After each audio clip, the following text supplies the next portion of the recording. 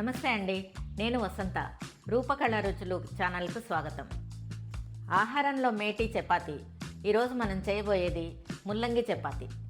ముల్లంగి చపాతి రుచికరం, ఆరోగ్యకరం. మరి దీనికి కావాల్సిన ఇంగ్రీడియంట్స్ చూద్దాము. 2 ముల్లంగి, 3 కప్పులు గోధుమ పిండి, కొద్దిగా ఉప్పు, కొద్దిగా జీలకర్ర, ఫ్రై చేయడానికి అవసరమైనంత నూనె. ముల్లంగిని శుభ్రం చేసి పొట్టు తీసి తురిమి పెట్టుకోవాలి.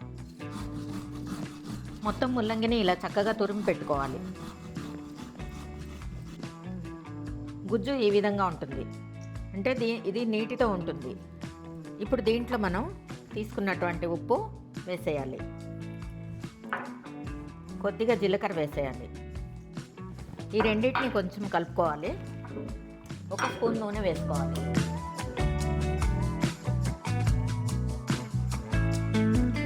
ఇప్పుడు ఈ గుజ్జునంతటిని మంచిగా కలుపుకొని దీంట్లో ఎంత గోధుమ పిండి పడుతుందో అంత గోధుమ పిండి వేసి చపాతీలాగా కలుపుకోవాలి. చపాతీ పిండిలాగా కలుపుకోవాలి.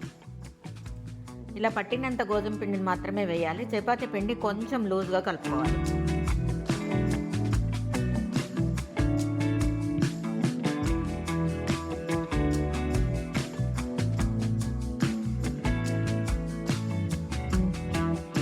ముల్లంగి తురుములో గుజ్జు వేసి ఈ విధంగా లూజ్గా కలుపుకోవాలి. ఇలా భక్షాల పిండిలా కలుపుకోవాలి.